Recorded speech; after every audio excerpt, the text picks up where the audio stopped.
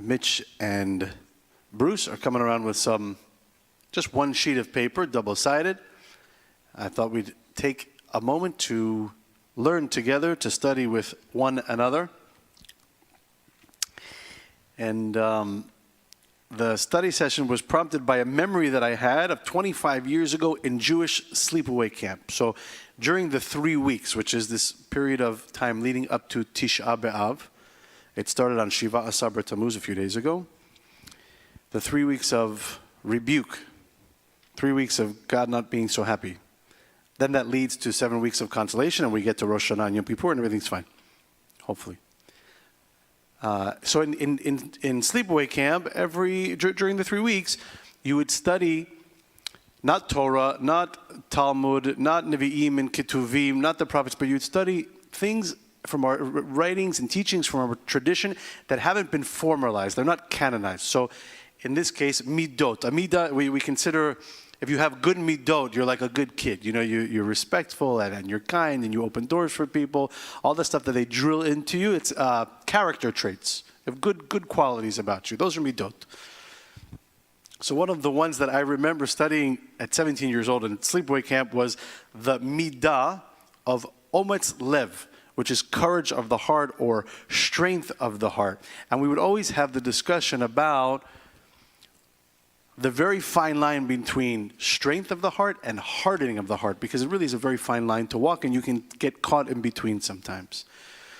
And there are some more questions here, so I figured we'd take a moment to study the midah of ometz lev. So this is not Torah, it's not Talmud, it's not Gemara, it's not Mishnah, things that have not been formalized, but nevertheless teachings that are extremely important, and they're an extension of the Torah. They are the fleshing out of the values and the ideals that are in our Torah.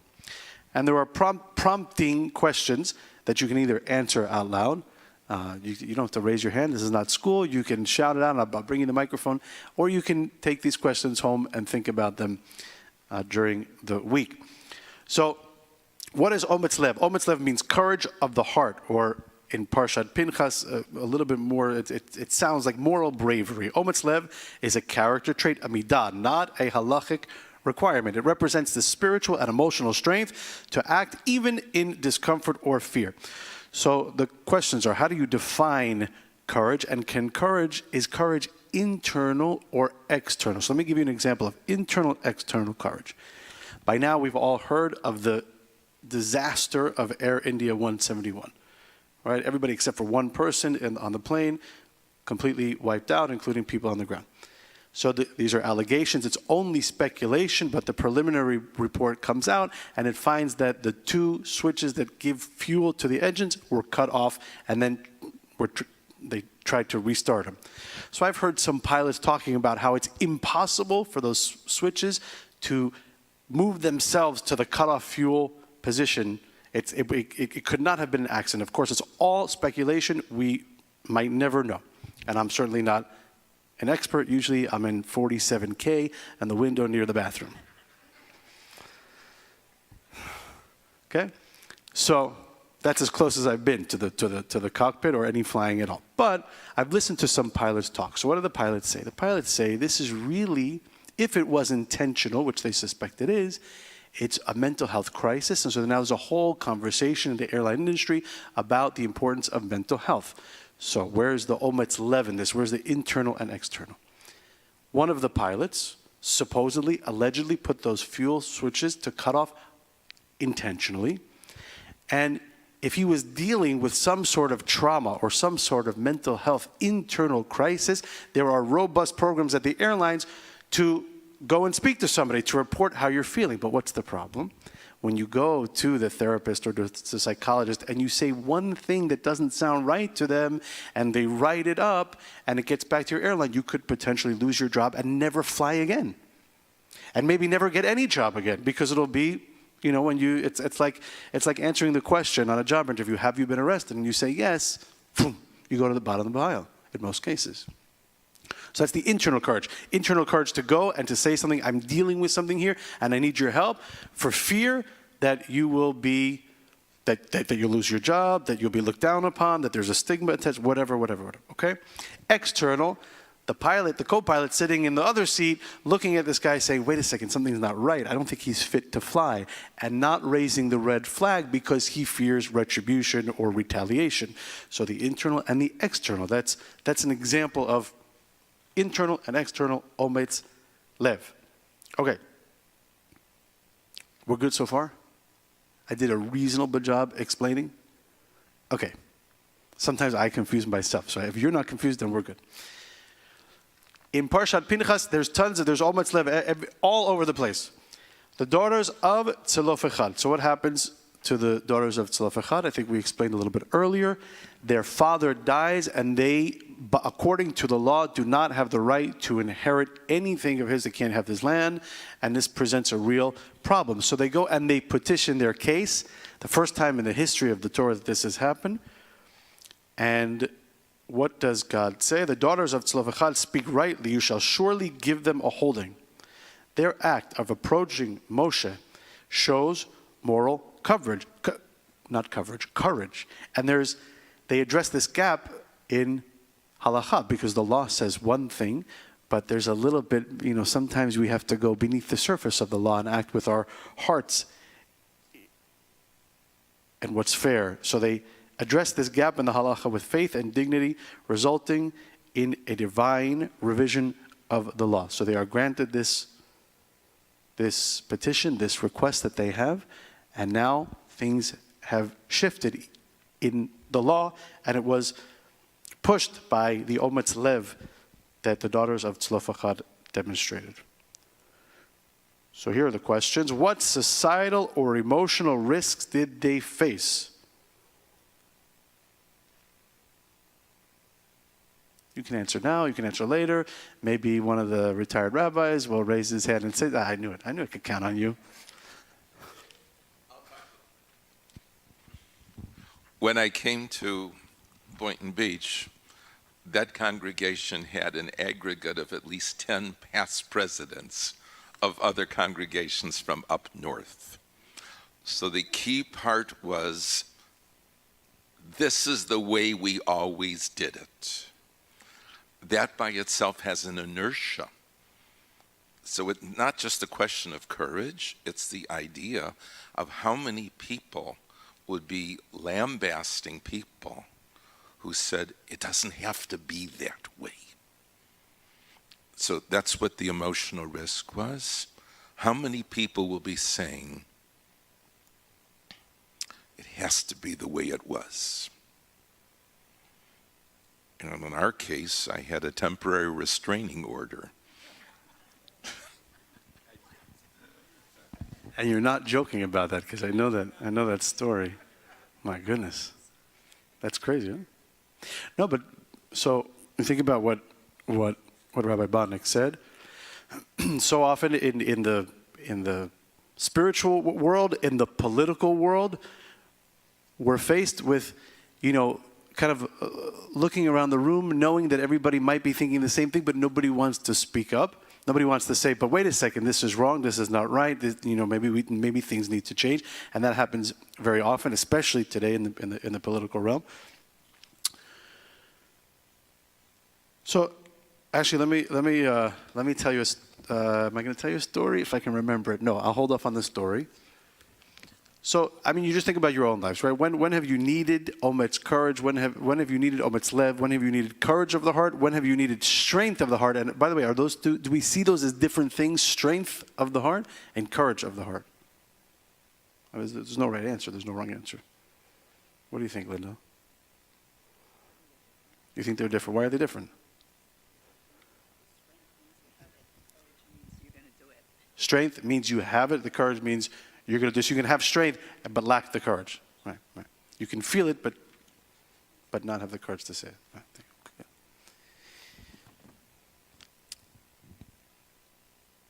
What about Pinchas himself? We know what happened with Pinchas. He sees the Israelite man and the Midianite woman, and they're doing stuff in the corner, and he doesn't like it, and he knows that this is against God, and so instead of saying this is not right, he decides to end their life, and he kills them. Is that courage of the heart? Is that strength of heart? Is that stupidity? How do we see How do we see Pinchas ben Eleazar when he's faced, when he acts decisively to halt this public desecration? So he's a zealot, right? And it's a little bit controversial. So what do we think about Pinchas? Courage, moral bravery, yes.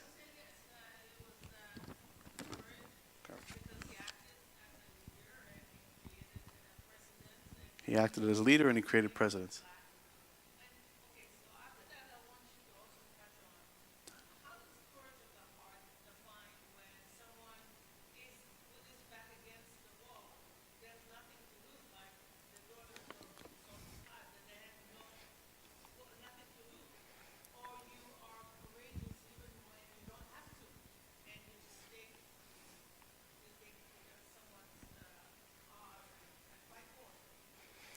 I don't know the answer to that. What I think is that sometimes our courage, our ometz lev, is motivated by many different factors. It could be motivated by simply having no place else to turn or to go. It can even be motivated by jealousy, by seeing that somebody has something that we want. So it motivates us to work harder or to change the way we live or to choose different language. I mean, there's a whole... So the answer is it's probably different for everyone.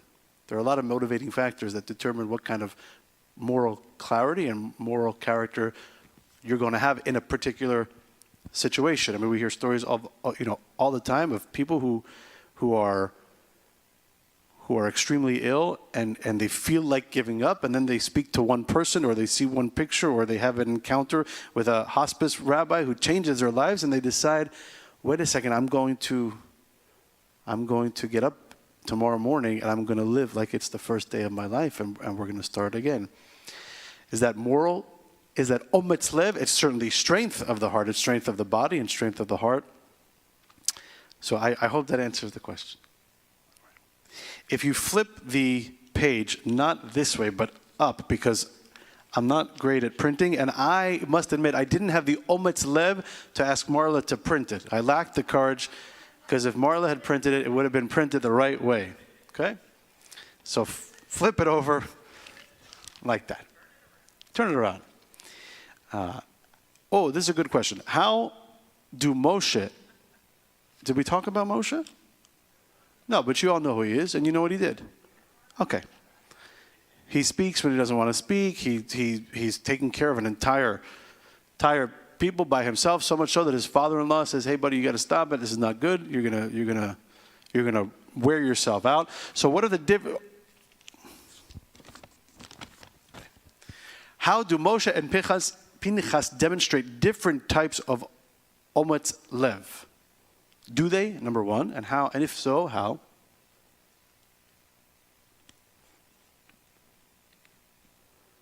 Okay, so you'll think about it. You'll let me know at Kiddush. All right. Let's look at some rabbinic sources on ometz lev. Again, not formalized in any way in the writings and the teachings of 17th, 18th, 19th century rabbis. Rav Kook says in his book Orot HaTeshuvah, Ometz halev nidrash mikol adam harotze lalechet bederech hamet. Courage of heart is required of anyone who wishes to walk the path of truth. Is that the only thing you need? Is it required? I don't know. What do you think? If you're on a path to pursue justice and peace and truth, does it take? It takes intellectual capacity, sure. Does it take ometz lev? Yeah. Yeah. What? Danny said, it's necessary, but it's not enough, right? It's not the only thing. Not the only thing. You need a little bit more. Yeah, a lot more. Especially when you're fighting against when you're like one of those therapy pools where the water's coming at you and you're swimming and you're swimming and you're swimming and you'll never get there because the water's pushing back at you. So you need a lot more. Let's jump down, because I think I put the Rachmal twice. Mesila Isharm. Yes, I did. I put him twice. All right, so let's jump down to, let's skip number 6. Go to number 7, the final one on the page.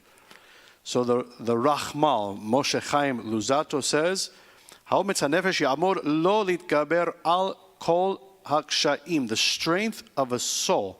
Notice he doesn't say the heart, he says the soul. Strength of the soul enables a person to overcome all obstacles. What's the difference between the heart and the soul? Strength of the soul and strength of the heart.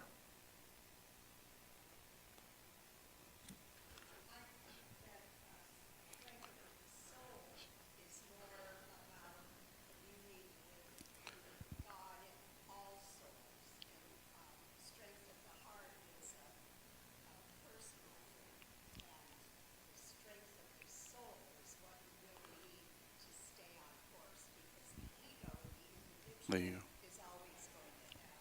go. Very nice, yeah. The soul is where it is. The soul is where it's at.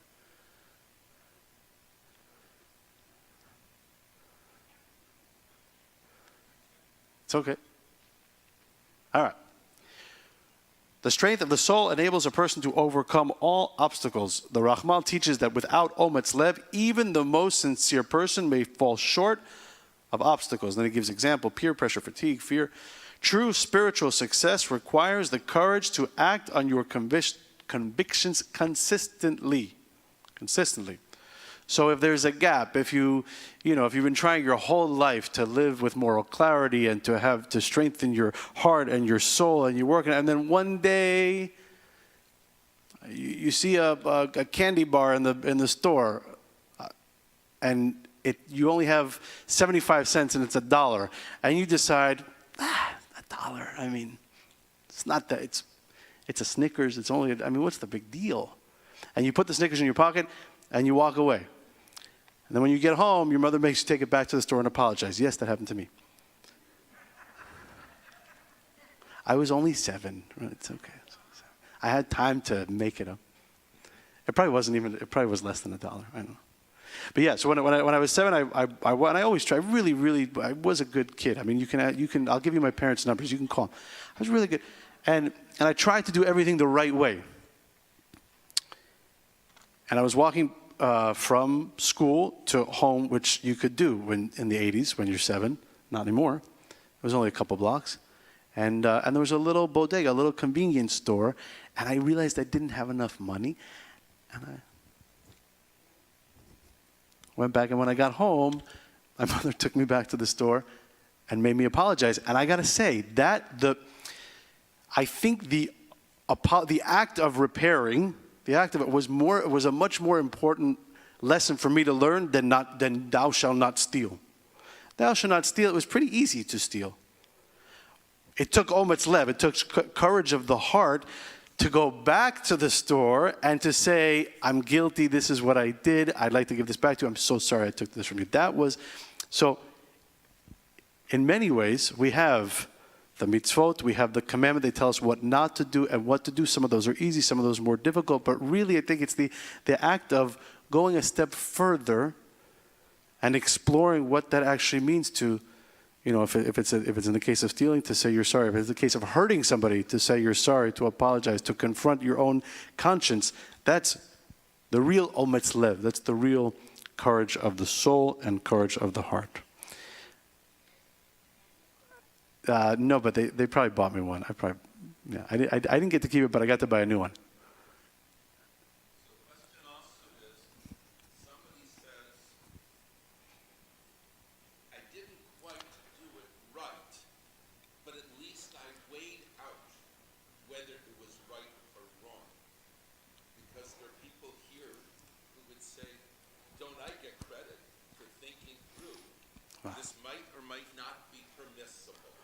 That's maybe a little bit about, I think that's what Linda was saying, that you can have the strength of the heart to debate and to think about it, but really, when it gets to courage, that's when you finally say, so the act of processing and reviewing and going through it, but it's straight. I think that's what Linda, right?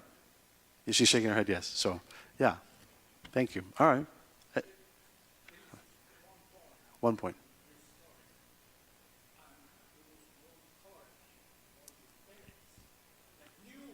Oh, I like that. Yes. That's right. That's a great, yes. That's a great point. Yeah, parents often support.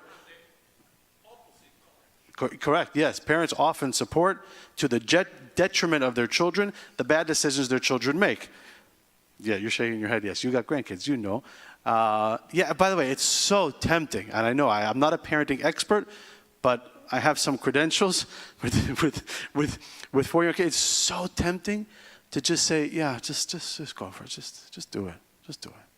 But it's right. It takes more ometz lev to say, I know you really want the cookie right now, even though it's 2:37 in the morning and you just woke up from your bed, but you can't have that right now. Sometimes it's tempting to just say, yeah, here's the cookie, go back to bed, you know? By the way, there are many babysitting positions available in my house if anybody wants to come by.